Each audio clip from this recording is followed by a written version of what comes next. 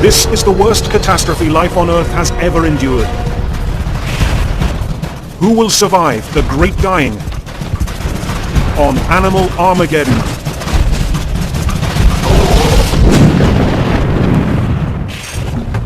Diseased nature oftentimes breaks forth in strange eruptions.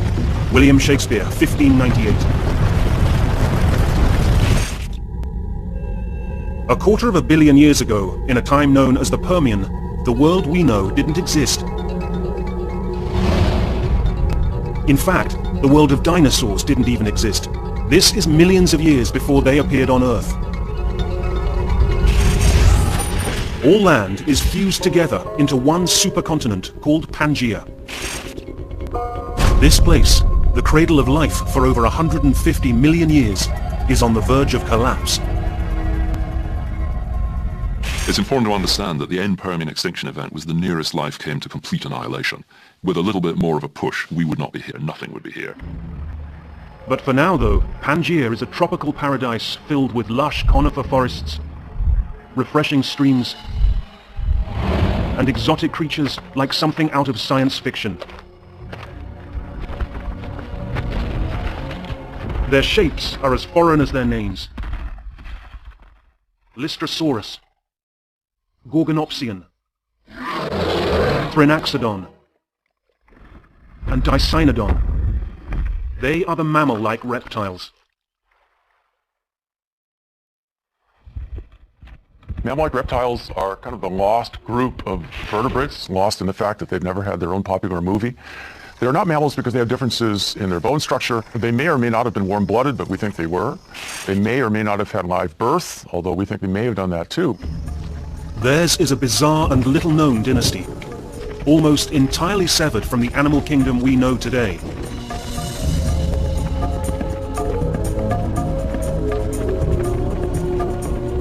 Let's imagine now the African plain, Kenya, and you see vast herds of beasts. They would look like mammals from a distance. Wildebeests. You get up closer and you see, no, these aren't true mammals at all. They're mammal-like reptiles. At the end of the Permian period, this forgotten world is flourishing. Earth is a place of peace and prosperity, a reptilian Garden of Eden. The world was a lot simpler then because we're used to thinking of different animals on each continent, but in the Permian, everybody lived everywhere. You find the same creatures on land in different parts from north to south. The warm, shallow ocean that covers the rest of the planet is also swarming with life. How could such a nurturing world become so hostile that 90% of all animals on land and sea will vanish forever?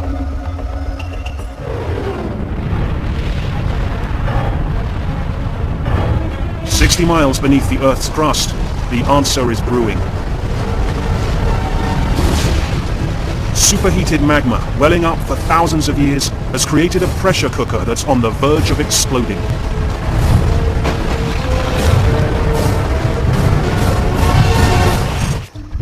But Pangaea's inhabitants are blissfully unaware of what's about to happen. All across what is now Kansas, flocks of Lystrosaurus graze the plains. These hog-sized creatures have sharp beaks for pruning plant life, and long tusks and claws for digging up roots and tubers. Oblivious that doomsday is coming, they go about their lives focused on more immediate dangers. The greatest comes from Gorgonopsian, king of the Permian jungle. All right, let's bring a Gorgonopsian back to life. But if I'm going to do this, I'm going to have him in a cage right there. You need more than a shark cage. This is a big, powerful animal. They must have been the top predators of their ecosystem. I've seen skulls of these things that are about 2.5 feet long, so much larger than a lion skull today. A solitary predator, Gorgon can weigh as much as a grizzly bear. A pair of 4-inch canines protrudes from his jaw, the first saber teeth in history. Lystosauruses are so abundant they've become a mainstay of the Gorgon's diet. Much like the wildebeest to the African lion.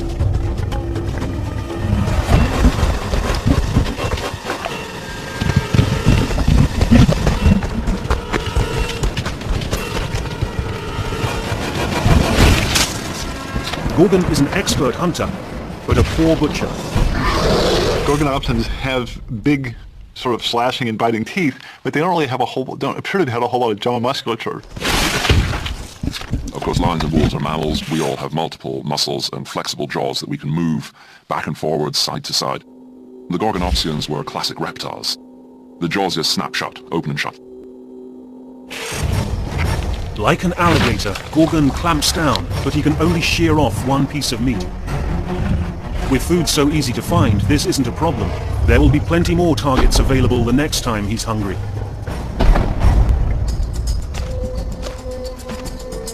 With Gorgon long gone, a meek but hungry Phrynaxodon slinks in.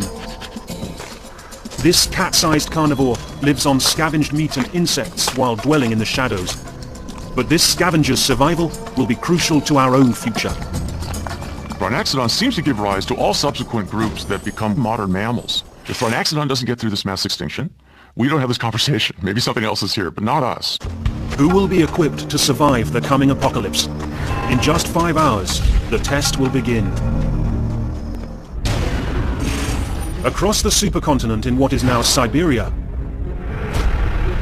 volcanic pressure is coming to a head, building beneath an evergreen forest filled with life.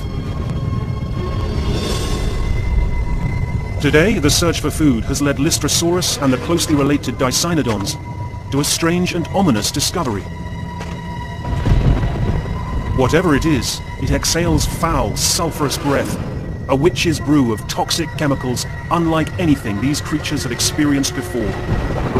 Unaware of the danger, they probe the hardened black soil. It's very hard to know what it would have felt like in the last days of the Permian. Certainly if you'd been near to the Siberian traps, there must have been premonitions of something about to happen. Suddenly, violent tremors rip their way through the forest. The Great Dying, the worst mass extinction the world has ever known, has begun.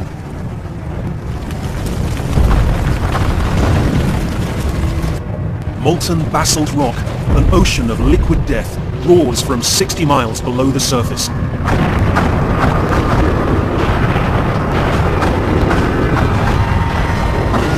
A 20-mile crack severs the landscape.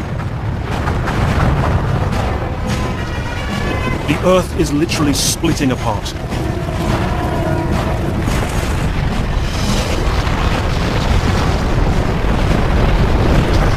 Animals are incinerated in a flash, like paper in a flame, consumed by a tidal wave of liquid fire.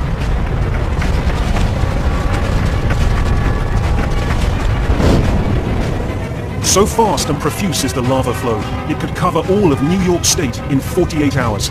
And still the surge keeps coming. The worst catastrophe in Earth history is off to a terrifying start. The air is filled with the fearful wailing of thousands of animals. In time, all the creatures of the world will join this sad chorus.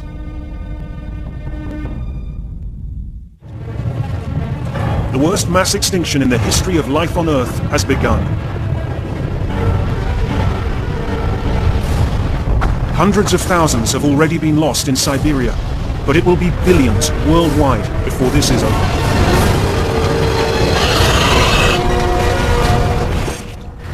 One year after the first eruptions, lava continues to ooze. Today, scientists refer to this volcanic episode as the Siberian Traps event. Most volcanoes blow their top and then stop. Short-term volcanic activity and long periods in between. But these Siberian traps, these flood basalts, didn't play by the rules. They kept spewing and spewing and spewing, and now 100 years, 1,000 years, 10,000 years. Volcanoes typically erupt from a single finite pocket of magma, but the Siberian traps are endlessly restocked through a series of pipelines from a sea of liquid rock churning below. Because humans have never seen a real flood basalt eruption, I think we can only imagine what it's like to have thousands of years of lava just welling out of cracks in the earth. In our time, with the continents split apart, this type of eruption might only cause a local disaster. But at this time, with the continents joined, the chain reaction can't be contained. Wounded, hungry and confused, the survivors begin a mass exodus from Siberia. With so many animals completely vulnerable, the Gorgons are thriving for now.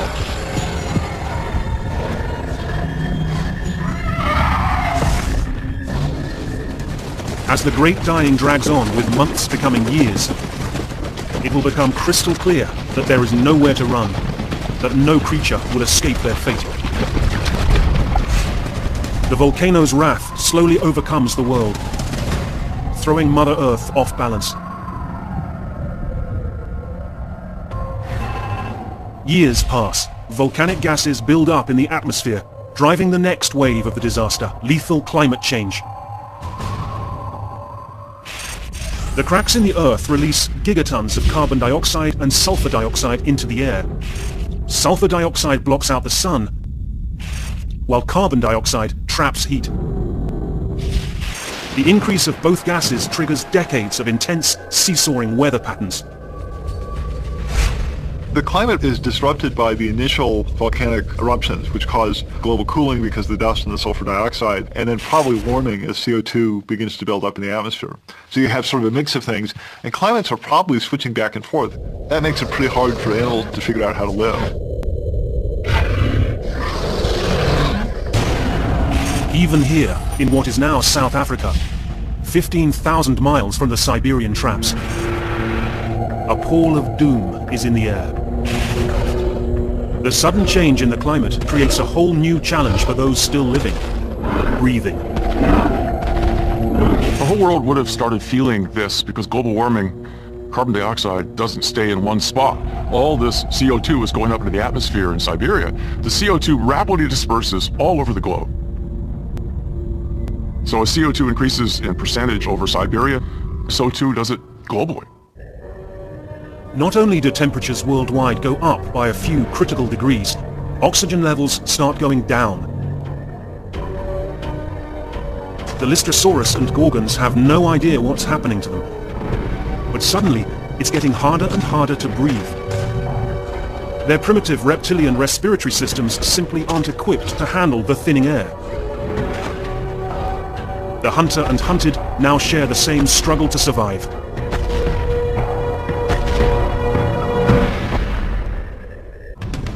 Still, it's the little Thrinaxodon that perseveres. Seems like evolution is favoring the ultimate underdog in this crisis. Her small, thin frame makes her better suited to the heat than the bigger players of this lost world, and the bony plate separating her nose from her mouth, a distinctly mammalian trait, enables the Thrinaxodon to breathe and chew at the same time.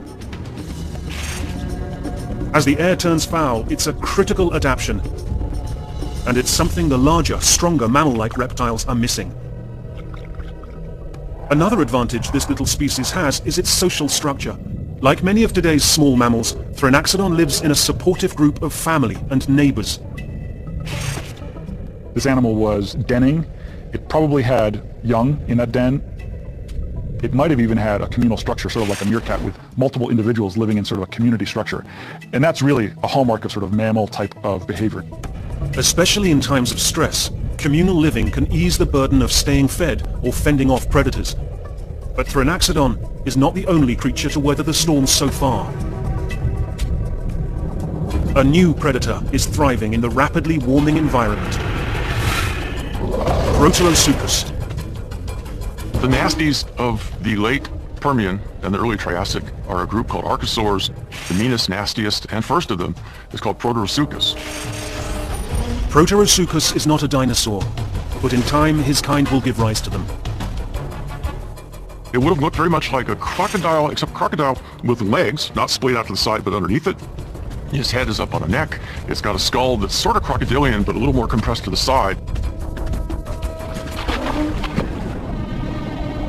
It was a predator. It may have been aquatic, it may have lived in water and hunted fish and grabbed animals on the bank of the stream. That's a good kind of adaptation, and it was able to be opportunistic. Being cold-blooded means Proterosuchus uses the sun's energy to regulate his body temperature. The hotter it gets, the better he seems to feel. We would like to think that warm-bloodedness is a great thing. We're warm-blooded, crocodiles ain't. But when the world was a lot warmer than it is today, you're probably well off being cold-blooded, because one of the big differences is that we need to eat 10 times as much as a crocodile eats.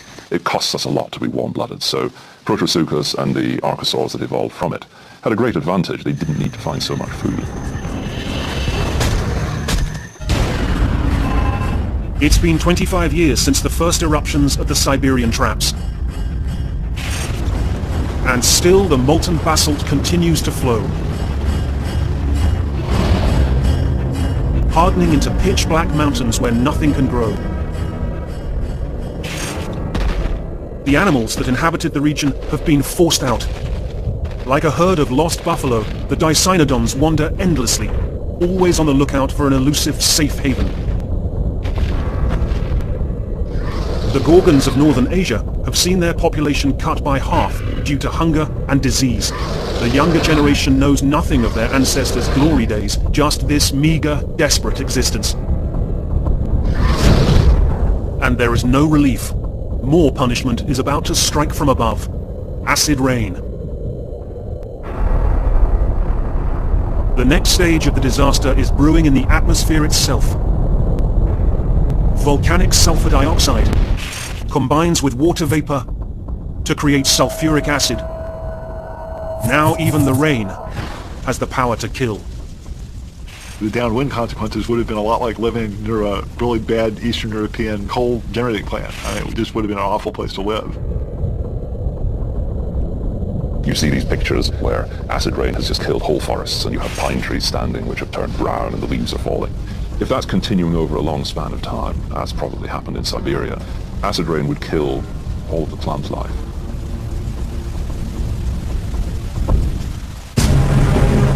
Day in and day out, the caustic liquid rains down on every corner of the globe, killing all the vegetation. And for those with no place to hide, daily life becomes excruciating.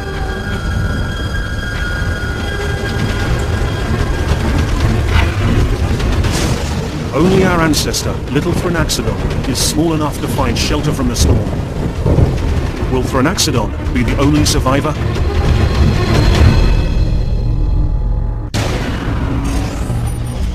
In what is now the Arizona desert, a tropical floodplain offers little escape from the oppressive conditions. The once majestic forests of conifers, the ancestors of today's evergreens, are dying by the millions. Plant life withers in the stifling heat. With vegetation the foundation of the food chain, starvation now runs rampant. Hardest hit are the large herbivores like Dicynodon. Their bulging abdomens mask an intricate cluster of digestive organs that process the coarse roughage on which they subsist. These sorts of things. They were largely low-nutrition kinds of plants, so the plant eaters would have had to work hard. They would have been eating all day, probably. Now the Dicynodons' food sources are literally drying up, and new generations aren't adapting fast enough to deal with the growing famine. Their numbers dwindle, but so do the others that feed upon them. We need to understand there's a food chain operating so that the extinction of plants will affect everything, all the animals, whether they eat plants or not. And the sequence is, if you kill the plants, you lose all or most of the plant eaters. Therefore, you lose all or most of the flesh eaters because they have nothing to eat. The Gorgons witness their largest food supplies simply vanish before their eyes. Where once there was more than enough food to go around, now there's competition for even the smallest prey.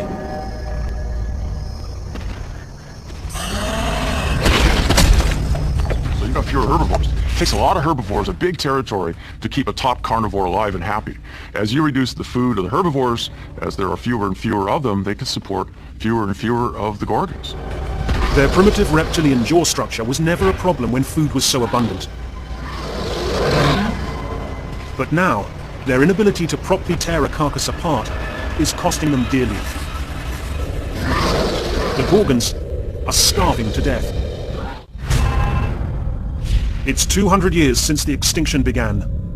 Earth keeps inching closer to complete destruction. It's a time of unprecedented annihilation, a depth of devastation never experienced before or since. One predator rises to power, Proterosuchus. The high temperatures are a boon to this cold-blooded creature. There are times in Earth history when it's better to be a cold blood than a warm blood. If we have a world where it's already warm anyway and it never gets cold at night, I mean, this is a great place to be a cold-blooded animal. You need less energy. Our ancient ancestor, Thrinaxodon, is also fated for survival. Being a tiny scavenger, she has no problems living on morsels of food that nobody else wants. Now you have all the insects in the world. You have dead meat that's out here. You have small reptiles. You have amphibians. You have a lot of food sources available to you. When you're a very big top carnivore, that's not the case. Thrinaxodon embodies tenacity. Where other creatures might give up in the face of such harsh conditions, she fights every day to keep herself and her offspring fed and protected. Perhaps it's her proto-mammalian instincts that drive her. Whatever it is, the future of all mammals, including mankind, depends on her unrelenting will to live.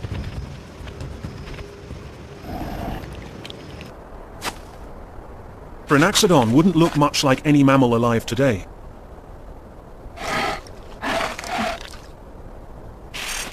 But scientists believe that this small creature was a direct ancestor to modern mammals, including the human race.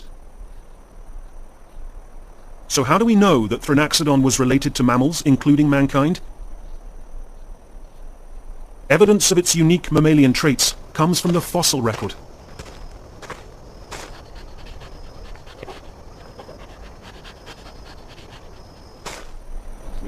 Yeah. Its spinal column suggests it had a diaphragm, and its snout had holes that suggest it may have had whiskers. If it had whiskers, it probably had hair, and if it had hair, it was most certainly warm-blooded. As more clues are uncovered, science will shed even more light on our ancient ancestors and their evolution.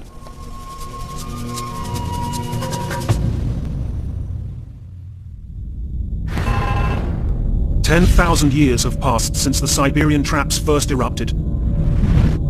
What started in an isolated region of northern Asia has now engulfed the whole planet.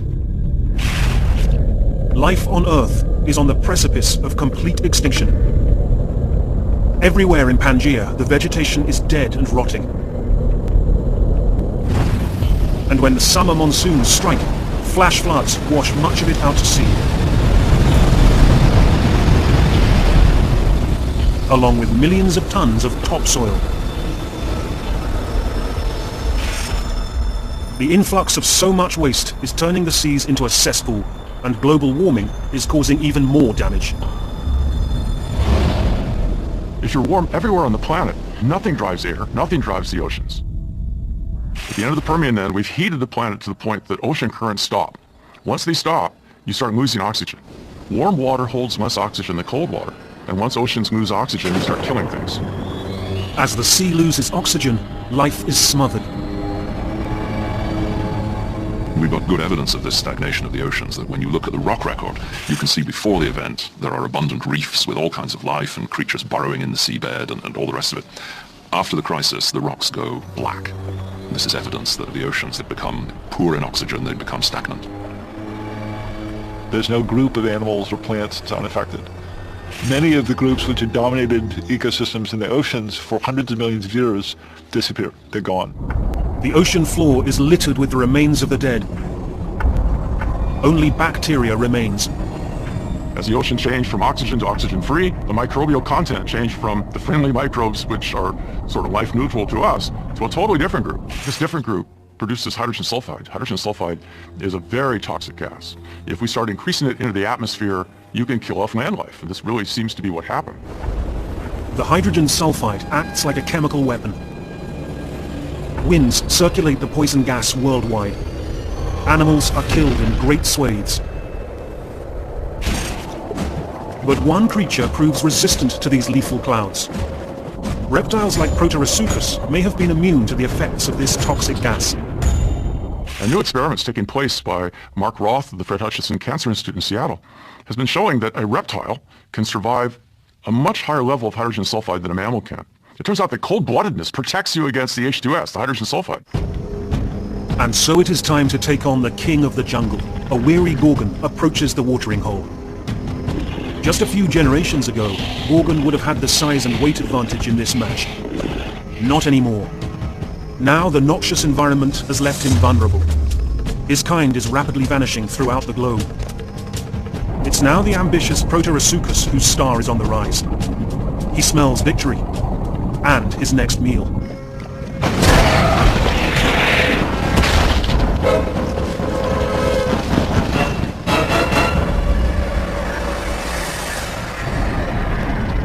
Proterosuchus and others like him are becoming top carnivores.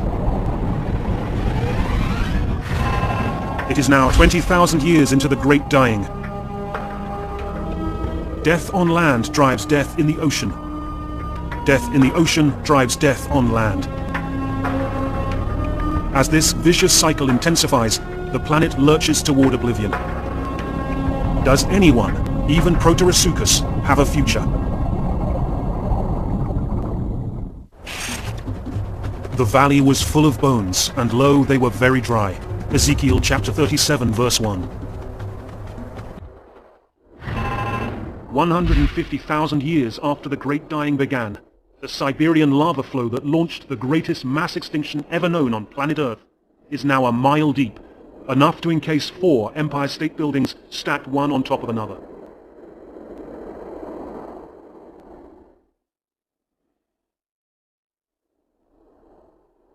For as far as the eye can see, there is only eerie silence. The lush forests gone. The refreshing streams gone.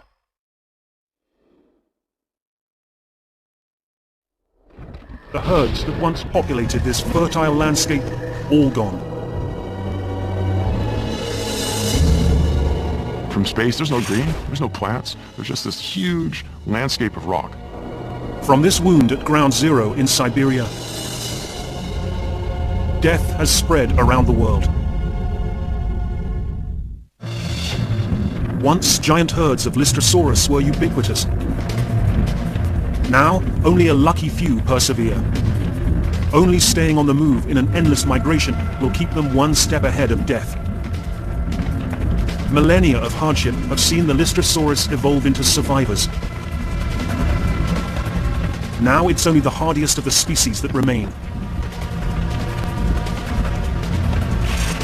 They are smaller than their ancestors. They can go longer without food and water. And their survival instincts are razor sharp. Here in what is now Egypt, this band of migrating Lystrosaurus find a hidden treasure. Any fresh water in this arid desert world is worth fighting for.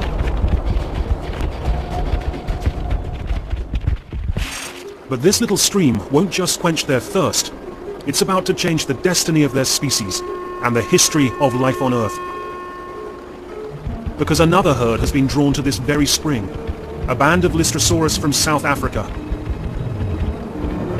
Both groups have evolved along parallel tracks, adapting to desert conditions, lower oxygen, foul air, and scarce food. Interbreeding will make this species even tougher. A new generation, with the best genes from both families, will survive the Great Dying. Still, the future of this species will depend on adaptation and chance. There's a question of luck and design happening at two levels. They were lucky to survive, but then the ones that went on to rebuild the ecosystems, they also had good adaptations that fitted them to the future. So people need to separate those two aspects. How do you get through the crisis, and then what do you do afterwards? Their cousins, the Dicynodons, haven't been as lucky. The rapidly changing world is too much for the species to bear. This is their only legacy. Sadly, the former master has come to a somber end. The last Gorgons die alone, diseased and starving. The proud, ferocious line of the Gorgonopsian is now extinct, never to return.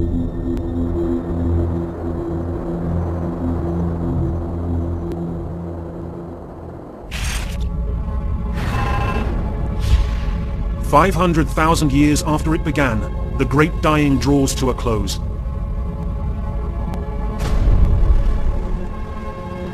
The Siberian traps poured over 2.5 million square miles of lava onto the Earth's surface.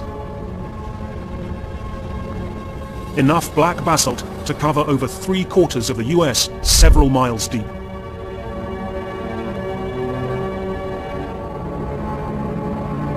Between 90 and 95% of life on Earth has perished, and the kingdom of the mammal-like reptiles is lost forever. It is the worst mass extinction in Earth's entire history.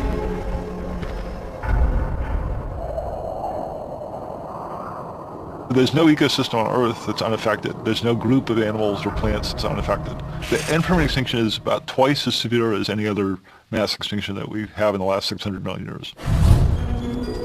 But as a testament to how resilient life really is, even this was not enough to drive all animals into extinction. Can these hardy few rebuild what has been lost? It was not death, for I stood up, and all the dead lie down. Emily Dickinson, 1862. 1.2 million years after a killer volcanic episode nearly strangled the entire planet to death, only the faintest flicker of life remains. Each of those species that survived was probably driven down to just a tiny little castaway surviving population. So those survivors were lucky in a sense, but they had a pretty grim time for a long time afterwards as the Earth recovered. And from just a handful of survivors, evolution begins anew. But life's comeback won't be an easy journey. The world they've inherited is hostile when compared to the tropical wonderland of the Permian period. As we study the early Triassic, 5 million years or so after this event, it took an awful long time before life even began to get better. So there's a long interval after this extinction where most groups of animals are just getting by. The Lystrosaurus survived the apocalypse to inherit this new world. Their species has seen a dramatic transformation. There's a big difference in the size of the Lystrosaurus between the Permian and the Triassic. Permian animals were doing really well, and they tended to be large, and whatever killed them going through that boundary knocked down the largest ones, and so the largest ones disappeared, but then the remainders was also on average smaller. Another survivor, Proterosuchus, had been a bit player before the Permian extinction.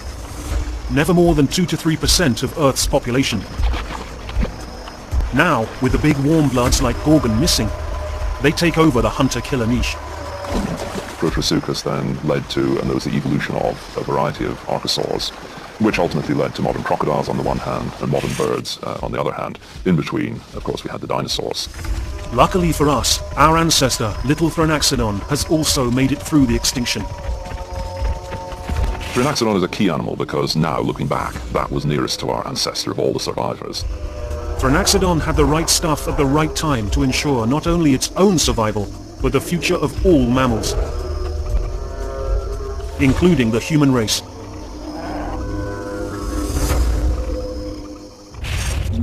For us, the story of the Great Dying has a happy ending. But it's also a cautionary tale. Earth could rage again at any time, unleashing a slow, relentless stranglehold on our planet. The key question for us is, would we have the right stuff to survive a mass extinction? Or like the once mighty Gorgons, would evolution leave us in the dark? 200 million years ago, scorching lava, suffocating heat, and toxic gases violently push our planet to the brink. There will be no mercy for anyone. Will our planet survive? Or will it transform into a barren wasteland, devoid of life? The fate of Earth's future lies with a handful of primitive creatures. They must adapt or die. Witness how the Earth was strangled on Animal Armageddon.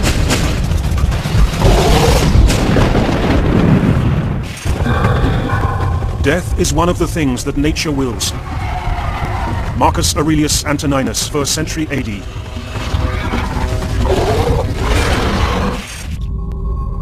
This is Mars today. Waterless, airless, lifeless. A harsh, unforgiving desert where nothing lives. Vastly different than Earth. The chilling reality is this could have been Earth if a mass extinction 200 million years ago had succeeded. It happened just before the reign of dinosaurs, in a time called the Triassic. The world of the Triassic is dominated by humid jungle,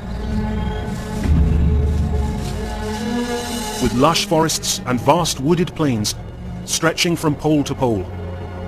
The tropics of the Triassic would be like the tropics of today, but whereas in our world, as you go north or south from the equator, it gets cooler. Well, in the Triassic, it probably stayed warm because carbon dioxide levels, greenhouse gases were much higher. But I think the greatest difference would be the plants and the animals. A host of bizarre creatures roamed this planet.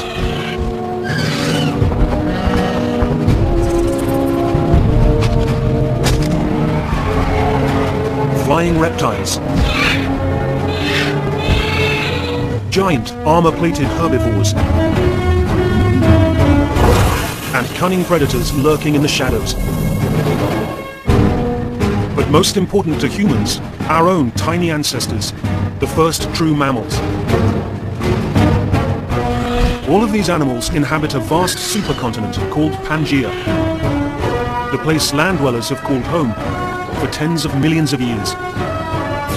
The Triassic would have to have been one of the coolest crossroads of time to ever visit, I think. It really is the strange, peculiar intersection between what came before and what has become after. Planet Earth is still in recovery after the mother of all mass extinctions left it for dead.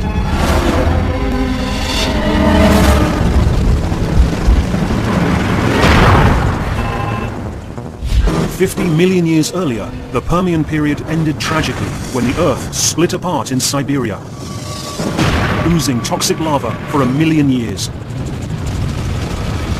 Known as the Great Dyke, this cataclysmic event turned a lush and thriving wonderland into a barren, hostile domain. More than 90% of all species were lost forever. But a few animals made it through, and from this meager handful of survivors, life has slowly but surely clawed its way back from the brink. After 50 million years, ecosystems have returned to something approaching normal.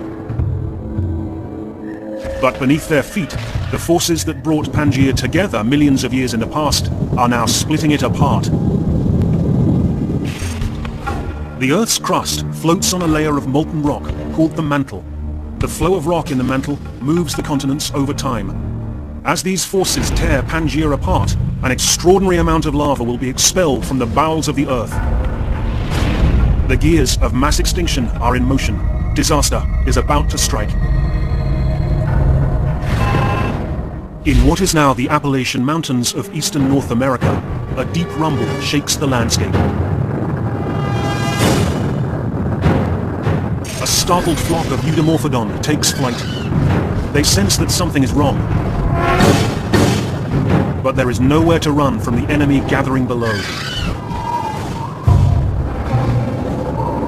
These bird-like creatures are among the first flying reptiles, or pterosaurs. Pterosaurs were the first vertebrates to actually evolve powered flight. Going not just from high up in the trees to down on the ground, but actually the reverse, being able to go from the ground up. An elongated fourth finger forms the leading edge of their thin wings. To us, it might resemble a bat, but it flies as gracefully as a bird. Was somewhere about the size of a seagull. And it could probably glide and flap its wings and would benefit from having those rather long wings that a seagull has, meaning that it can take advantage of air currents to maintain it aloft. It doesn't have to flap furiously all the time like a hummingbird. And like a seagull, the Eudimorphodon use their gliding ability to patrol the waterways for food. They dine almost exclusively on fish. As the Eudimorphodon soar, another rumble. The Triassic world's grim fate is knocking at the door. Basking in the sun below, a group of Rutiodons take little notice that the end of the world is coming. 12 feet long, armored from head to tail, and equipped with large cone-shaped fangs, these Rutiodons are the top predators in the lakes and ponds of Pangaea. Rutiodon resembles a crocodile. Though they are not related to each other, scientists believe it occupied a similar niche in the ecosystem. An ambush predator that never strayed far from the water. I think most of the time Rutiodon was eating fish, just based on the shape of the skull. But given the opportunity, something's not paying attention when it comes down to drink some water at the riverside, Rutiodon would probably be able to swipe at them and take them into the water and drown them, probably. But the dominant animals of the Triassic are heavily armored herbivores like Desmatasuchus. With no predators big enough to take them down, they roam wherever they please. They can grow as big as a 2-ton truck, and they're fortified against any potential attackers. Desmatasuchus has got this full-blown armor all over its back with these giant shields and these giant spikes that stick off over its shoulders. No doubt that this could have been a great offensive piece of weaponry at the time when some animal is attacking it. But Desmatasuchus' days of peacefully grazing are numbered. For weeks, all the animals of this place have ignored the mysterious rumblings. And now, they will pay the price.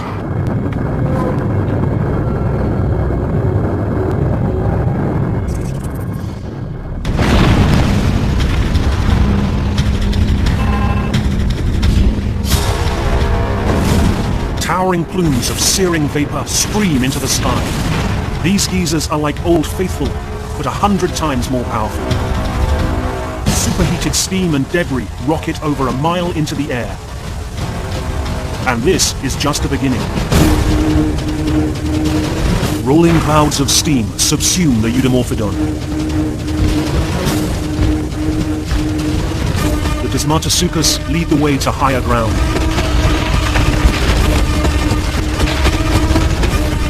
While Rutiodon seek shelter in the deep. But there will be no escape. The steam eruptions are just a warning shot. Lava eruptions are not far behind.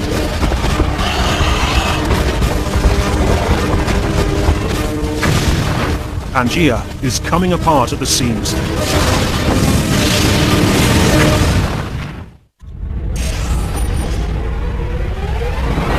"200 million years ago, the supercontinent of Pangaea began to split apart, ushering the world into a dark period of mass extinction.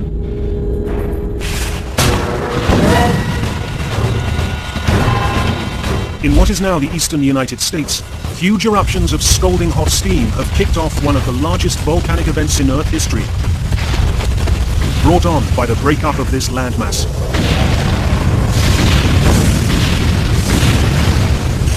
The rifting is in the process of forming the Atlantic Ocean basin, so scientists call the resulting volcanic eruptions CAMP, or the Central Atlantic Magmatic Province. The formation of the Central Atlantic Magmatic Province is one of the really important milestones in Earth history. It was a cornerstone, really, of the formation of what was to come afterwards. But it was also a gravestone. The formation of these caused this enormous mass extinction. CAMP is the largest igneous province known in the solar system, and CAMP itself covered 4 different continents. It spanned 11 million square kilometers, which is larger than the entirety of the United States. Weeks pass, and the steam eruptions in North America continue. One mother does her best to shield her young from the approach of Armageddon. This is Megazostrodon, our closest ancestor of this time. Its long jaws and rows of tiny sharp teeth suggest a reptilian origin, but it is covered in hair, not scales. Megazostrodon is the first true mammal. The future of the entire class of animals rests with it. Megazostrodon was quite a small creature. You've got to think of something like a weasel, I guess, quite long and thin. You might hardly have noticed it, like weasels today. It's quite secretive. And it's a pretty important survivor for us because it's the animal that is related to modern mammals. Probably, like most small animals of that size, is a burrowing animal. Megazostrodon is well protected in its burrow, but those on the surface are not so lucky. The ground rumbles. Then, with an ear-splitting boom, the camp eruptions begin in earnest.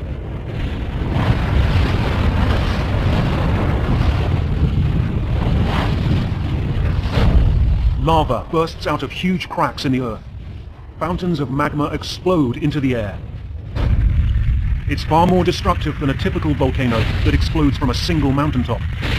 These cracks can be dozens of miles long. A tidal wave of flame courses from the fissures. You have almost like a wave of this stuff slowly moving over the landscape, and all these poor animals in its way are running for their lives. Herds of lumber herbivores run from the walls of flame. But there's no escape. Their spikes may protect them from predators, but they only slow them down now. Anything in its path is going to be immediately wiped out. For weeks, even months on end, the fissures spew lava onto the surface. The molten rock destroys anything it touches, laying waste to the landscape.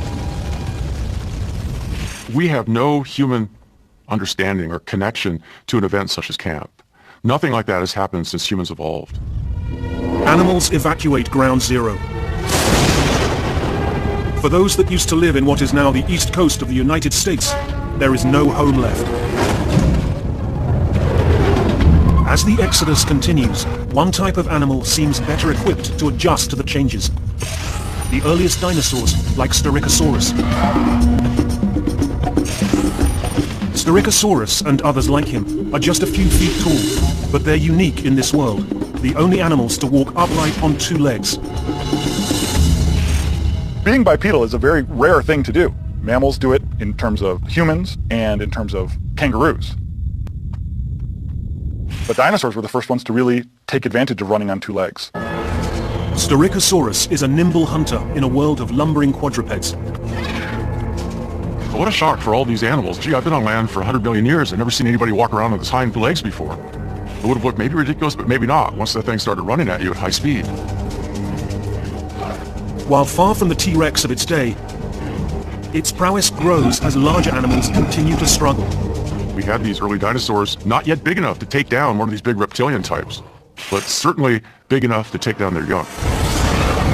But even this nimble predator cannot outrun this devastation. The eruptions continue. Deadly side effects begin to take hold on every corner of the globe. The Earth has been set on an ominous path. How long before the blue planet becomes the red planet?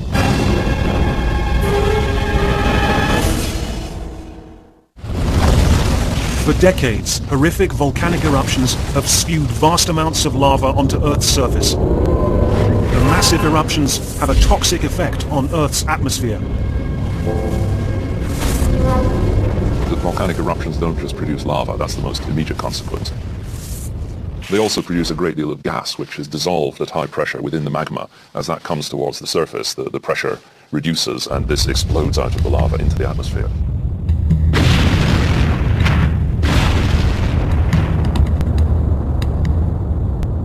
Millions of tons of toxic gas are pumped into the air. The amount of carbon dioxide in Earth's atmosphere increases exponentially. Well, let's take an analogy here. Let's go back, and instead of these volcanoes going off, let's say that we build 10,000 coal-fired power plants. Line them all up, tons of coal coming in, plant after power plant after power plant after power plant, all with their chimneys streaming up gas into the atmosphere. That's exactly what's going on with these magmatic provinces.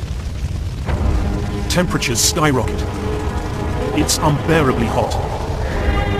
Even animals that live in the water, like Rutiodon, are affected. They lie in the shallows, trying to stay cool, but they must venture up onto land to lay eggs. It's a fatal flaw that dooms their species. Some reptiles today, heat actually determines the sex of the embryo. So I could imagine back in the Triassic, if some of these animals had this type of reproductive strategy, where sex determination was based on temperature, you could drive a species to extinction by producing just males and males and males and males, and all you're producing is males. And so that would be a devastating way to kill off a species. It's also far more difficult to stay nourished. The heat saps their strength. Insatiable hunger drives them to turn on their children, as crocodiles are known to do today. Cannibalism might well seal the fate of this species.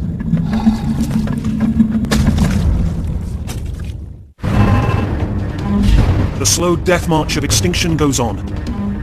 The sudden warming of the globe ushers in another catastrophic side effect. Oxygen levels plunge to record lows. There's roughly half the concentration of oxygen in the atmosphere that we have today. So it would have been much more difficult, given the same respiratory apparatus, for an organism to breathe in the late Triassic than it would be for the same organism today. In what is now the southwestern US, a herd of Desmatasuchus forages for food. The air is thick with carbon dioxide, the sun unbearably hot. Trying to breathe here is like trying to breathe at the top of Mount Everest. The big armored beasts have never feared a predator. But now, their greatest enemy may lurk within their own bodies. Their primitive lung system, combined with a sprawling posture, makes it difficult to breathe and move at the same time. Desmatasuchus saunters with a side-to-side motion, much like a modern lizard. As it goes, that flexion expands one lung and compresses the other, a trait called carrier's constraint. Animals like lizards and salamanders that move in this sprawling way, where the body has to swing from side to side a great deal, that actually limits the capacity of the lungs and the capacity to breathe. The low oxygen is also wreaking havoc on their reproduction rate. Conditions thrust the developing embryos into a lethal catch-22. Now, if we go back to the Triassic, and oxygen levels are equivalent to being at 14,000 feet, your reproductive system is going to be vastly challenged. An egg has to have oxygen coming in through it, enough so that the embryo can develop. At the same time, an egg also has to hold water in. And so this is really opposite aspects. You have to have a lot of holes in your egg to let the oxygen come in, and the lower the atmospheric oxygen, the more holes you need. But on the other turn, the more holes you have, the more water can evaporate out, causing death as well. With each passing year, fewer Desmatasuchus are hatching. And those that do are not growing as large as previous generations.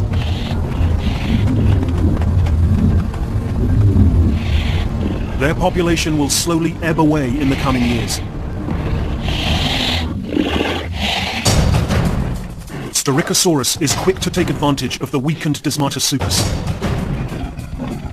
For Styracosaurus, walking upright eliminates the problem of carrier's constraint that plagues Desmatasuchus. Once the limbs go straight onto the body, they're not interfering with the internal organs in the torso, and that allows the lungs to expand more, to operate at a higher level. Scientists theorize that they may have had extra air sacs that continuously circulated oxygen through their respiratory system. Today, this is the same feature that allows birds to fly at very high altitudes for extended periods of time. The dinosaur lung is the same as a bird lung. A bird sitting here right next to me, breathing the same air I am, is going to extract about 1/3 more oxygen than I do. So you might say that, gee, this is a coincidence. Oxygen drops to its lowest point in 500 million years. The most efficient lung the world has ever seen appears. But evolution doesn't usually run or derive from such coincidences. This really seems to be cause and effect. A full-grown Desmatasuchus was once too large for Styracosaurus to take down. But now, this early dinosaur feasts on the struggling herbivores.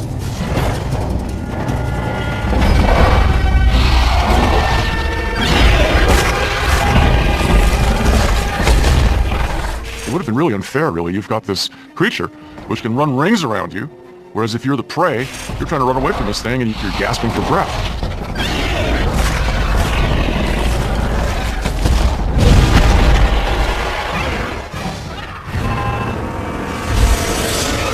Centuries pass.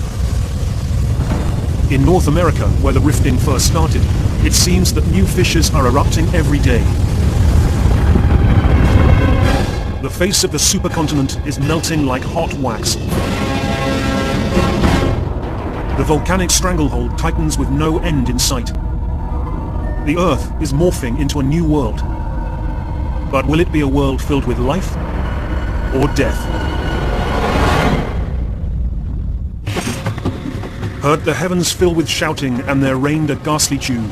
Alfred Lord Tennyson, 1842.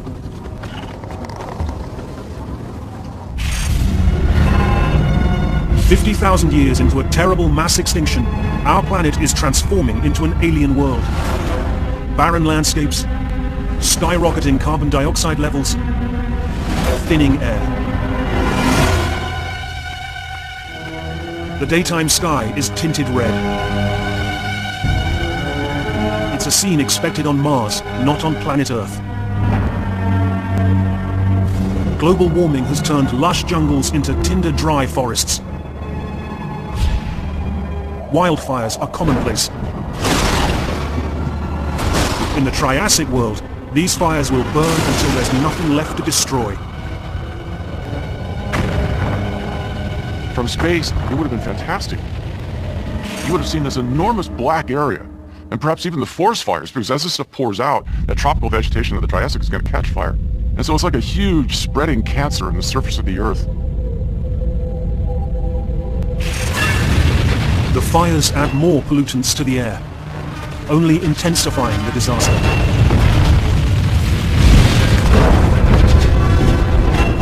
Rolling clouds of ash cover the landscape.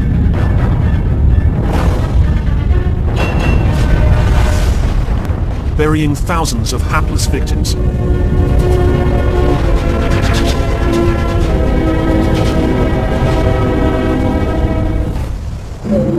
No one is spared.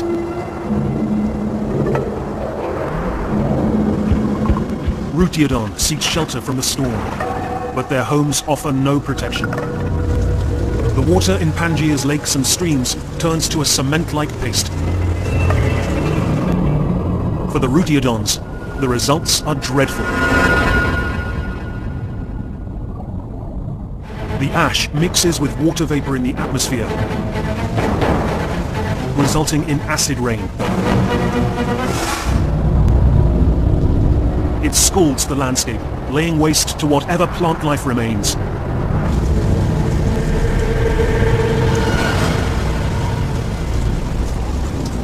We know from modern examples of acid rain that this quickly kills trees and other larger plants, and if it stops then they will recover. But if this acid rain continues, and this may have been the case at the end of the Triassic, their root systems wither away and the soil is released.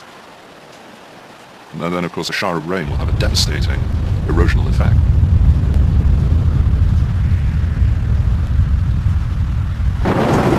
Now the disaster reaches into the oceans.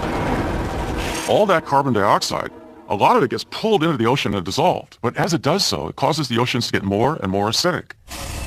Microscopic plankton, the base of the marine food chain, dies in the hot, acidic waters.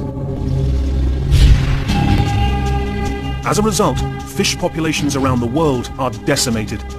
And as the fish go, all the creatures that rely on them for sustenance go too. All over the world, flocks of Eudimorphodon search in vain for fish that have simply disappeared. Pangaea's teeming rivers and pristine lakes are now stagnant. The dead bodies that litter the ground now provide an emergency food source for these flying reptiles. Under normal circumstances, Eudimorphodon would never scavenge a carcass. But hunger trumps all rules. It will hold them over for now. But it is not enough to stave off extinction.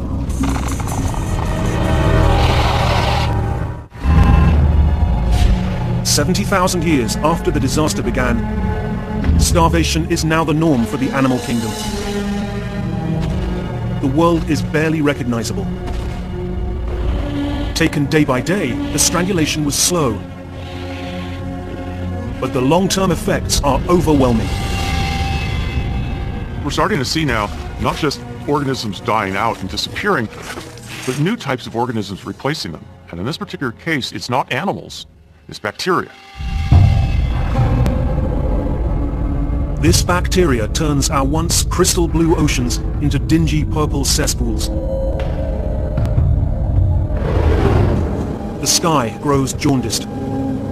The whole world smells of rotten eggs. In what is now South Africa, one creature clings to life amid the suffering. Our ancestor, Megazostrodon. Megazostrodon's instincts have served her well. Once again, her burrow protects her from the clouds of putrid gas. Like the early dinosaurs, Megazostrodon also has a more advanced lung design, but of a different sort than Styracosaurus. This small mammal has a sheet of muscle and tendon that separates its lungs from the rest of its internal organs, a diaphragm. This, combined with its small size, helps it breathe in the increasingly toxic atmosphere. Body size is one thing that paleontologists love to look at. Did all these small animals at this time period go extinct? Or did all the large animals go extinct? And there's biological reasons why small or large animals might be affected at any single time. In addition to this, Megazostrodon is one of the first animals in history to nurse its young. Mammary glands evolved from sweat glands. It's a key advantage. A female Megazostrodon uses her own body to keep her children fed, while the rest of the animal kingdom must forage. But will this be enough to save her species? The future of all mammals, including us, rests on her tiny shoulders. Pity is for the living, envy is for the dead. Mark Twain, 1884.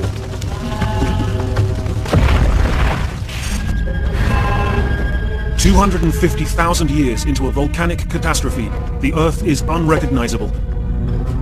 From space, the fissures can be seen stretching for thousands of miles, from modern-day Boston to Rio de Janeiro. The giant wounds are still bleeding liquid rock. The volume that is believed to have extruded is incredibly large. Estimates put it on the order of 2 million square kilometers of magma being outpouring across all of these basins. That's more than half the size of all the world's oceans today. The signs of mass extinction are sobering. Floodplains that once hosted thriving communities of animals are devoid of life. Where verdant rainforests once stood, only desert remains.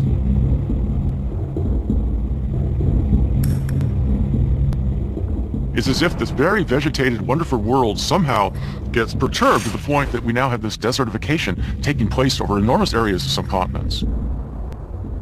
Parts of the world, at least, it might have looked like the surface of Mars. I mean, if you remove plants, you lose the soil, and then you get a more extreme kind of situation. This may not have covered the whole world, but certainly parts of it.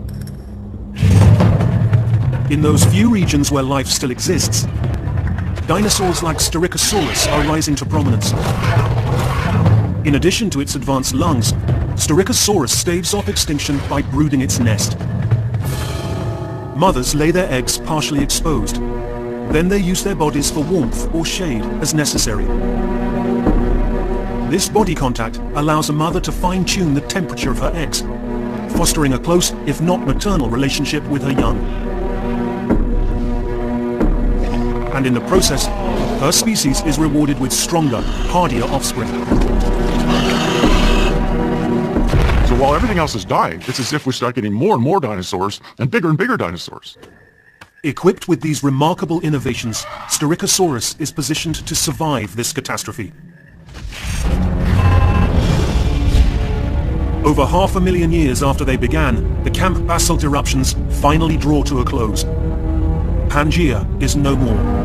The movement of the Earth's crust below has ripped the supercontinent apart. The liquid rock foundation for the Atlantic Ocean has been poured. The final death toll is almost unfathomable.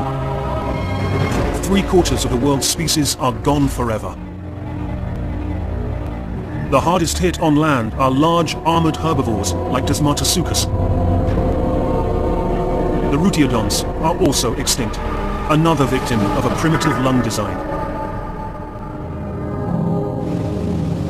But as gruesome as it is on land, the oceans are far worse off. Vast coral reefs that characterize the warm tropical Triassic Sea are almost completely gone. This is one of the big five, we say, one of the 5 biggest mass extinctions in the history of the planet. It was a major crossroads in evolution. The Earth has been purged. But some creatures will not be vanquished. The future depends on them.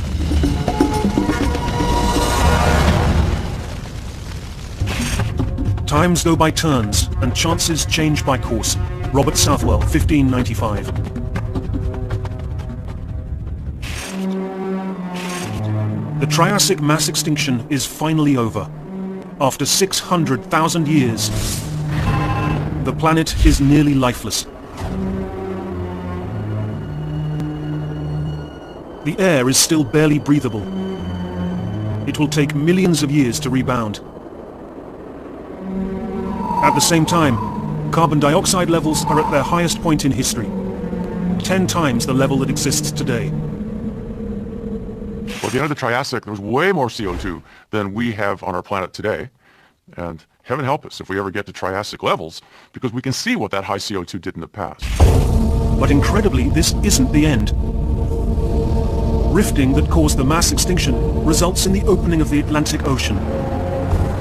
The rest of Pangaea is following suit, resulting in the 7 distinct continents we know today. The world, our present-day world, is born.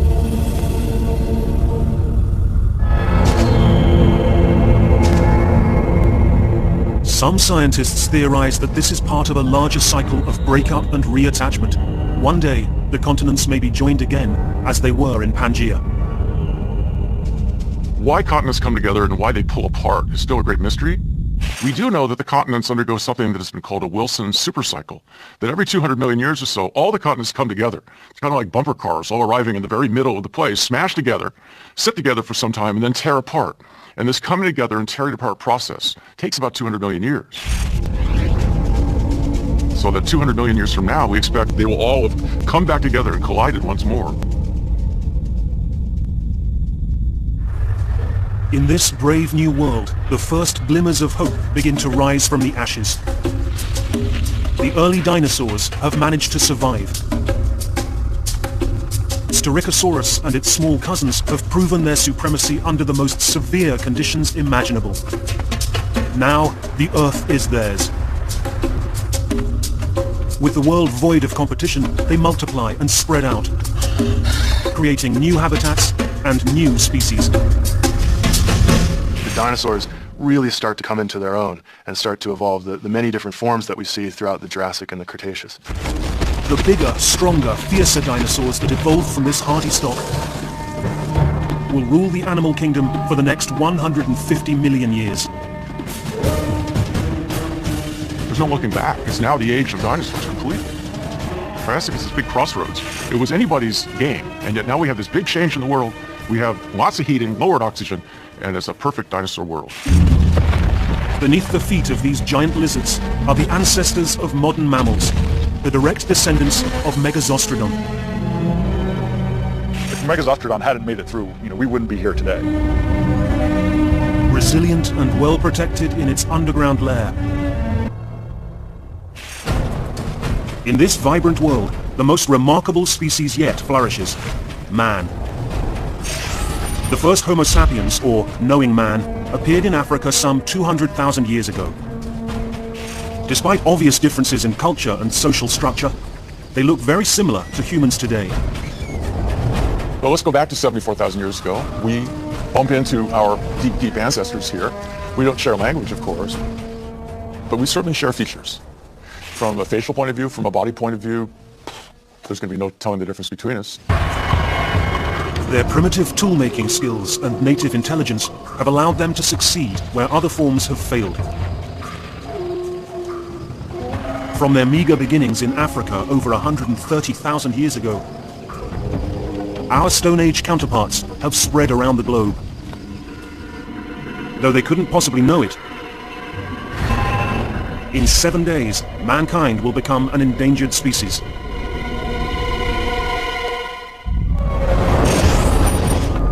In what is now the Indonesian island of Sumatra, a terrible volcanic apocalypse gathers beneath the Earth's crust.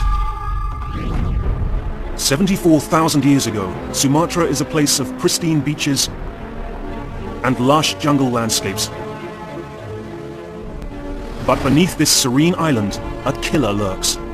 The Toba supervolcano. Supervolcanoes don't look like the classic volcano that most people imagine. A beautiful cone-shaped volcano like Mount Fuji or one of the Cascade volcanoes. Instead, it's an enormous depression. The landscape of the 60-mile-wide supervolcano is what's known as a caldera, a crater left by a previous volcanic eruption 200,000 years ago. The rains have partially filled the crater, resulting in a small lake. The lava chamber looming below formed as the Indo-Australian plate steadily ground against the Philippine plate over the course of thousands of years. The intense heat and pressure is enough to melt rock. So this is your old case of an irresistible force running into an immovable object. And the immovable object is very sticky silicate rocks with heat coming up from underneath. And it holds, it holds, it holds, it holds, it holds. And when it does break, it isn't like a little piece going out of a dam. It's the whole dam shattering and blowing outward and blowing up. It may have taken thousands of years to form, but it will erupt in an instant. And when it does, the entire world will feel its wrath. It's just 3 days before the eruption, but life goes on as usual. Sumatra and much of the rest of southern Asia is home to a variety of animal life. Much like our own animal kingdom, through a bizarre looking glass. Things that were alive back then were much larger. The cats were larger, the dogs were larger, there were larger apes around. There's actually a whole fauna of large-bodied animals that we've lost since that time period. At the top of the supervolcano itself, Elasmotherium graze on tall grasses. They are the ancestors of today's rhinoceros, but are similar to horses in skeletal structure. They stand nearly 7 feet tall, but the horn adds another 6 feet. Some historians believe that Elasmotherium is the source of the unicorn myth. Evolution makes things get bigger. It's called Cope's rule, and there's a simple reason for that. The bigger you are, the less chance you have to get eaten up by the predators. Elasmotherium's most feared predator is the Sumatran leopard. These cats are the apex predator on the island. Sleek and powerful, they're the size of a modern lion with the speed and agility of a cheetah. The big cats were big because their prey was big. And you have this back and forth. It's an arms race. As your prey gets bigger, you need bigger teeth, bigger claws, a bigger jump. You've got to have the equipment to bring it down. These are the creatures that will experience firsthand the terrible power of the Toba supervolcano. 74,000 years ago, the human race was nearly driven to extinction by the eruption of the Toba supervolcano. The explosion begins deep underground. The ground above the supervolcano begins to implode. The roof literally caves in from the crushing weight of the Earth's crust, hammering the massive chamber of liquid rock below like a giant piston. Magma explodes towards the surface, vaporizing huge amounts of groundwater. All over the jungle, towering geysers burst open almost in unison. Then, the hiss of steam finally gives way to the thunderous crack of rock splitting open.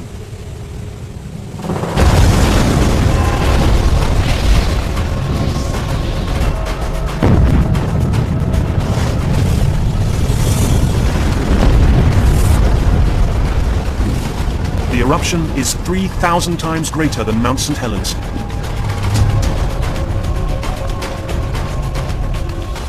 Toba is the biggest volcanic eruption that science has been able to identify. It could have been the biggest volcanic eruption of millions of years, maybe of all time. We do know that it dwarfs anything that's happened in the last 100,000 years. Thousands of animals are consumed. Just a flash of light, heat, then nothingness. Still the explosion rages, hurling molten rock, ash, and noxious fumes into the air. You see these plumes of smoke come out, and the gases and ash particles are being spread around close to the volcano, and then maybe all of a sudden it was just too much and then it blew catastrophically. As the magma chamber collapses inward, the edges of the volcano were stretched and cracked. These are the weak spots from which the magma explodes. Those animals killed instantly are the lucky ones. A rolling cloud swallowing up the landscape. These clouds of debris, called pyroclastic flows, completely destroy anything in their path. They steamroll the jungle, mixing with scorched earth, water and debris. It's so hot it turns into a pseudo-liquid and flows forward, rushing over and burning everything in its pathway. It's just this flow of hot ash coming at you, like Pompeii back in ancient Roman times, and it just burned everything in its path. Reaching temperatures of 1500 degrees Fahrenheit, these white-hot flows travel over 60 miles per hour, over twice as fast as a human can run.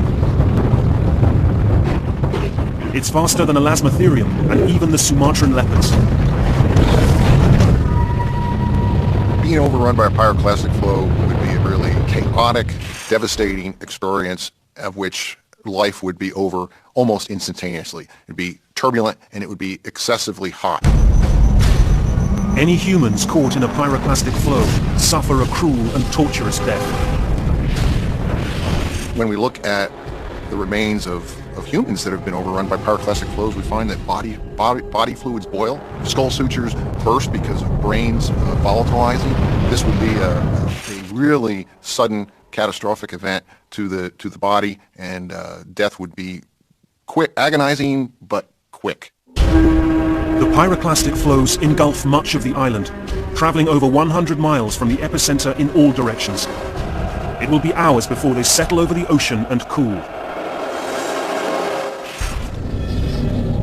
But the eruption doesn't kill everything on Sumatra. At the island's southern tip, there are living witnesses to the awesome power of Toba. A small hunting party of humans can't help but watch in horror. From this distance, some 200 miles away, they're safe from the heat. The sickening smoke column appears to move in slow motion. Had you been able to witness Toba, it would have been a show unparalleled. Scientifically, we can't even predict how much light, how much energy is released in the sense that what would the phenomenon look like from a distance. It would have been amazing. Something like being fairly close to a nuclear explosion. For several minutes, the ash gathers in silence. Then, the thunderous shockwave catches up. For these humans, the sound is literally deafening.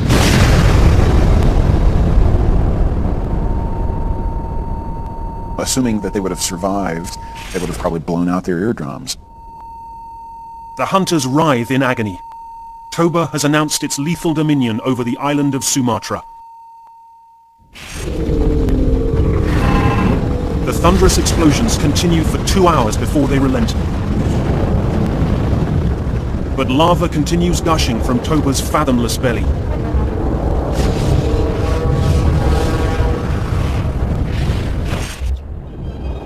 This place was once a peaceful habitat for elasmotherium and Sumatran leopards.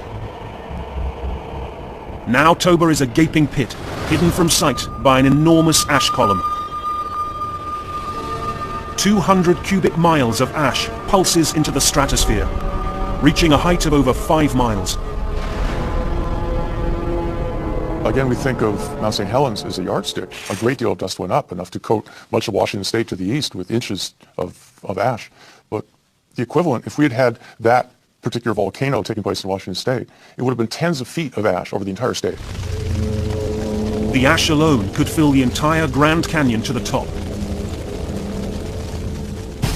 As destructive as the eruption was, it is only the beginning.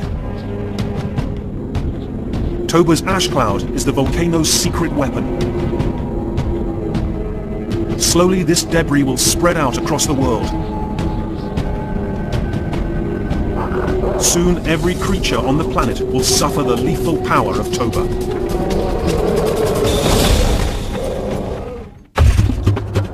The skies, they were ashen and sober. The leaves, they were crisped and sere. Edgar Allan Poe, 1847. 24 hours have passed since the Toba supervolcano erupted. Sumatra is burned and scarred by the disaster.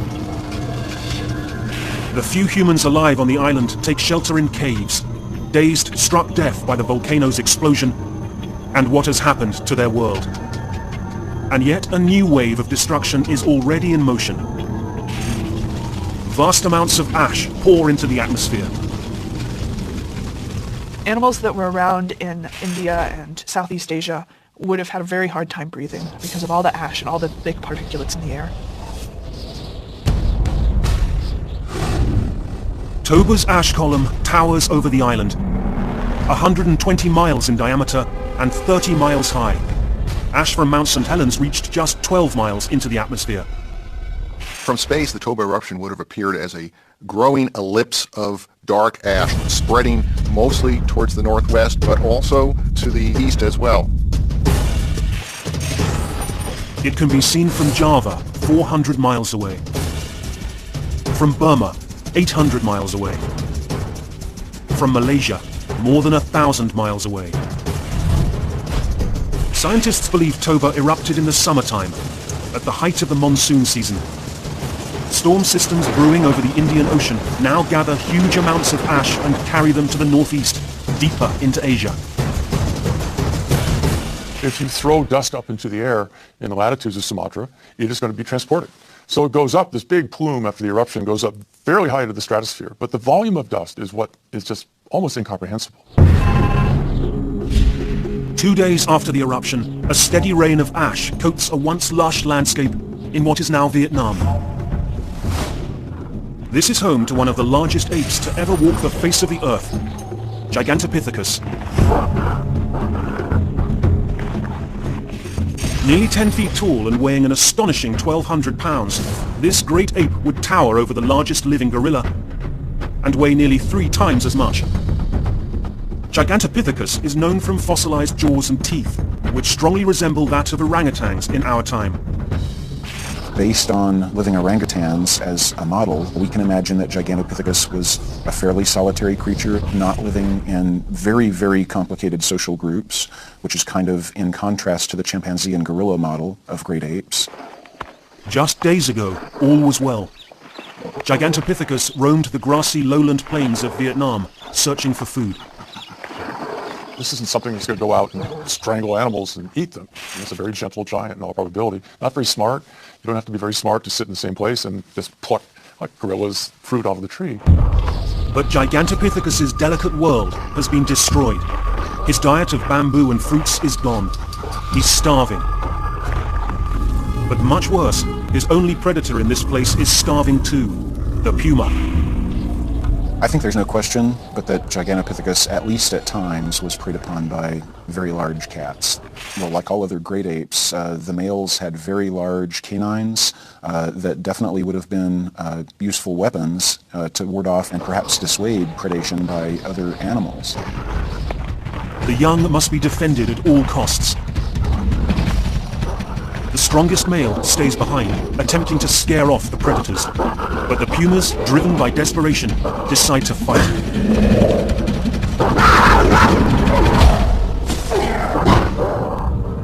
Luckily, Gigantopithecus still has enough strength to defend himself and his family. But no animal, no matter how large, can defend itself against Toba. Ash from the volcano is enough to fell this great ape. You can basically suffocate from volcanic ash. There's a site in Nebraska that dates back to the Miocene where a large number of early horses, early rhinos, things like this, are well preserved in a volcanic ashfall that's quite similar. As the ash is inhaled, it mixes with the moisture in the lungs and becomes a suffocating slurry. Large animals like Gigantopithecus are particularly vulnerable to this grim fate.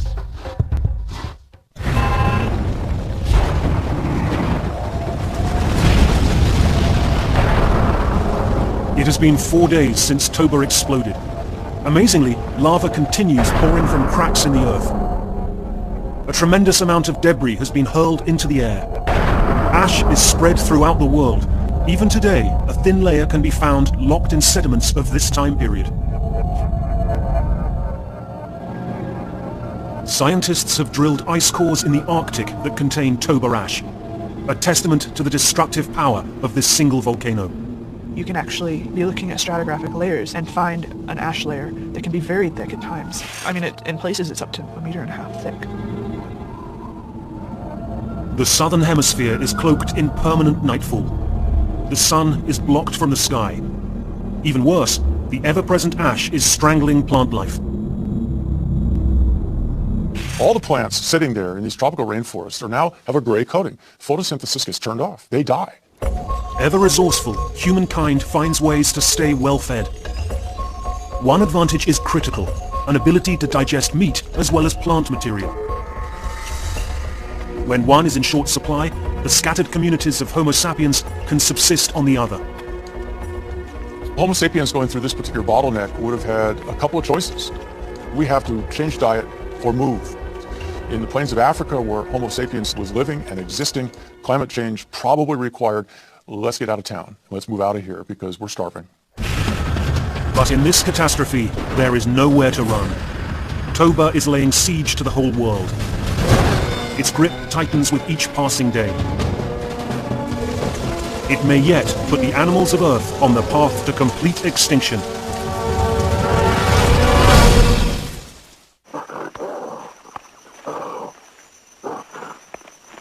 Gigantopithecus was the largest ape to ever walk the Earth, weighing as much as 1,200 pounds.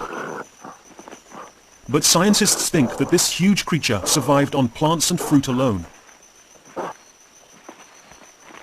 One of the neatest things about Gigantopithecus is that we've been able to isolate actual plant phytoliths that adhere to the teeth of Gigantopithecus. And so we have direct evidence of what this organism was eating. And it was apparently a fairly eclectic creature. It ate fruits, it ate grasses of different kinds. As more advanced testing methods develop, we will be able to unlock more secrets of the past.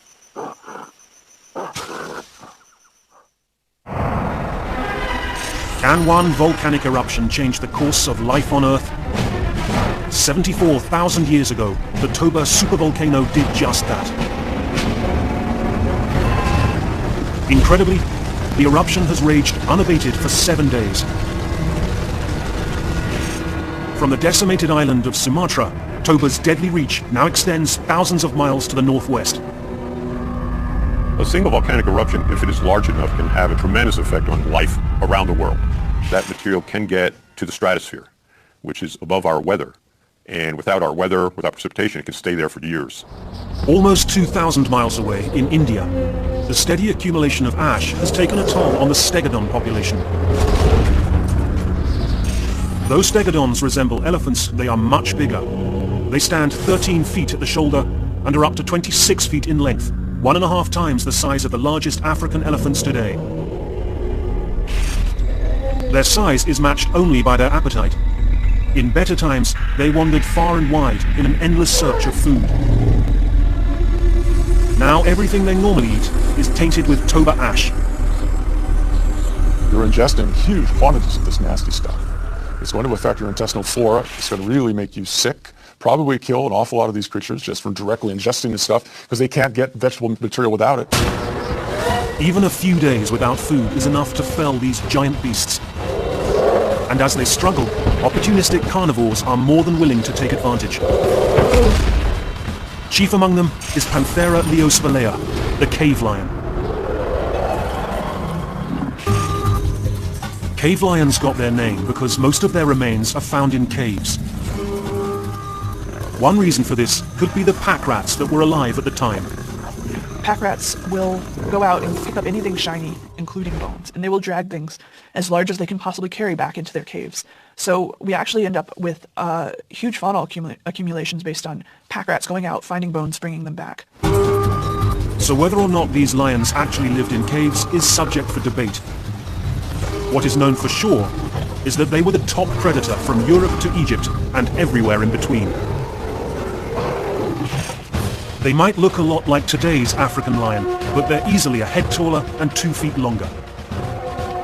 As formidable as they are, they could never take down an adult stegodon, until now. Their prey seems to be slightly weaker, and after several weeks of not getting a good meal, these stegodons are not going to be acting in the normal sense. They're probably not going to have much energy. They're getting skinnier, but there's still plenty of meat. So this is field day for a while. For the cave lions, it is a time of plenty, but the good times won't last long. The monsoon weather pattern will deposit more toba ash here in India than anywhere else in the world. In just a matter of days, the habitat of these cave lions will be covered in a thick blanket of the sickly volcanic residue. Some parts of India are buried up to 10 feet deep.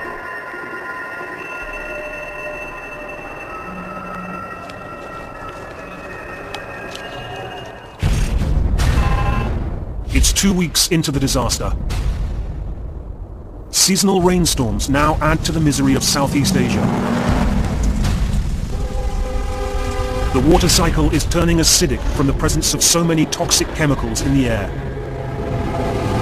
Sulfur dioxide or hydrogen sulfide, those are the two gases that will be produced by a volcanic eruption. When they get into the atmosphere, they start to react with water vapor and they become small acid droplets. The caustic rain poisons groundwater. Freshwater streams become undrinkable. The few remaining stegodons are already weary from hunger. Now the few that are left will soon die of thirst. The surviving cave lions aren't faring any better. The dehydrated predators seek refuge on higher ground. But there will be no shelter from this storm. Almost every animal alive in the region is doomed to die. It is almost certain that isolated communities of humans in Southeast Asia were completely wiped out. I absolutely believe there must have been local populations of humans that did die out, that some genetic makeup of our species that perhaps would have enriched us or changed us or made us different in some way do go extinct. After weeks of lava and ash, Toba's caldera finally falls silent. But any comfort this is to the animals of Earth is quickly crushed. Toba has set in motion a catastrophic chain reaction. What began in fire will end in ice.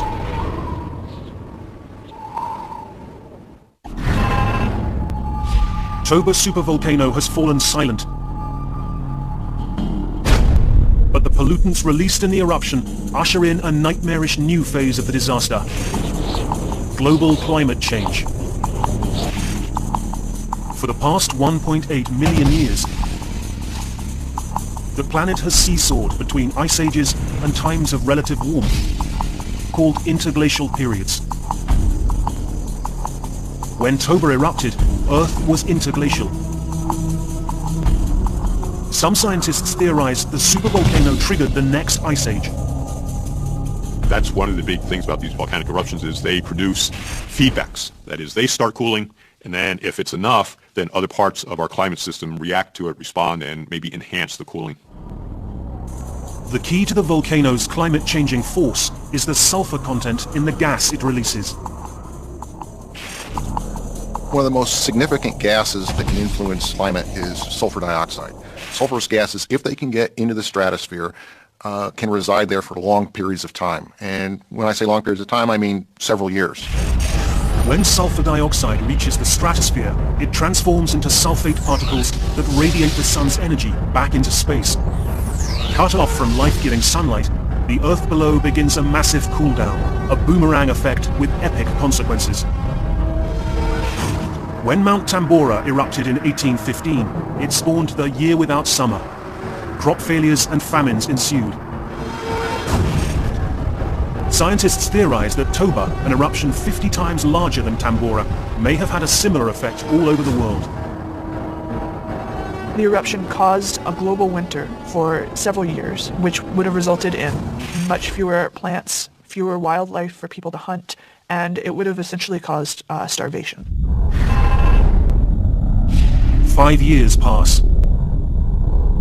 The sun can't break through the smoggy cloud layer to warm the Earth. Temperatures plummet 10 to 30 degrees. Though it might not sound so drastic to us, the temperature drop devastates our ancient ancestors. They've never had to deal with temperatures below 50 degrees. 74,000 years ago, there were not very many of us on this planet, and that's the big problem. 74,000 years ago, we get this huge disaster of this volcanic extravaganza at a time when human populations are so small that there could have been the total extinction of humanity quite easily. The human population dwindles. Hundreds of thousands die. It is the darkest chapter in the history of the human race. Based on study of our own DNA, scientists theorize the human population may have bottlenecked to as few as 20,000 individuals. What you can do is look at the diversity of DNA sequences that are present in modern humans.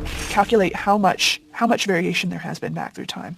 And you can see that humans actually have relatively low variation relative to a lot of species. And the reason for this is because it was very recently that we actually had this bottleneck. The mass variability of the human genome constricted right down. This is why it's called a bottleneck. A bottle's a big open thing, and then you've got that tiny little neck. You have to get through that if you're pouring out. Well, there isn't much to get through after this particular event. Temperatures continue to drop. Icy conditions become the norm. The human race teeters on the edge of extinction. 10 years after the Toba eruption, the ash and pollutants finally wash out of the atmosphere. Earth tries to recover from the disaster, but the path is arduous. Pushed over the edge by the volcanic winter, snow and ice begin collecting over the poles. Over the course of thousands of years, massive glaciers form and slowly creep towards the equator. For a planet already stunned by the supervolcano's wrath, this ice age may be the nail in the coffin.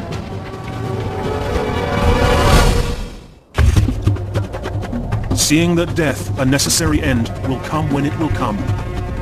William Shakespeare, 1600. 5,000 years after Toba's sneak attack, our planet is still reeling in the aftermath. Glaciers cover most of the world. In North America, the edge of the Wisconsin ice sheet covers most of modern-day Chicago. Beneath this creeping slab, the Great Lakes are forming, gouged from the bedrock itself. The Ice Age has given rise to new species, including a sister species of the stegodon, the woolly mammoth. It is insulated from the cold by a dense, greasy coat and a thick layer of blubber. The mammoth has large tusks to dig through the ice and snow to reach the sparse tundra grasses beneath. For a creature that requires up to 1,000 pounds of food a day to survive, the search for nourishment never ends. When you're as big as these animals are, and when you're eating basically salad, you've got to eat almost constantly when you're up and active. Competition for food and females is fierce. Only the strongest males will pass their genes to the next generation.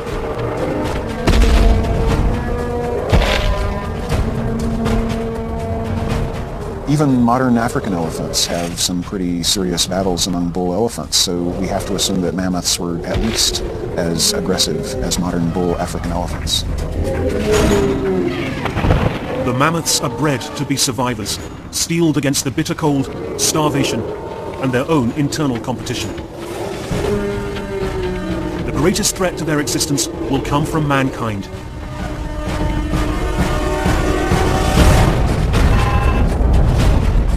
It's 10,000 years ago, over 60,000 years since Toba erupted.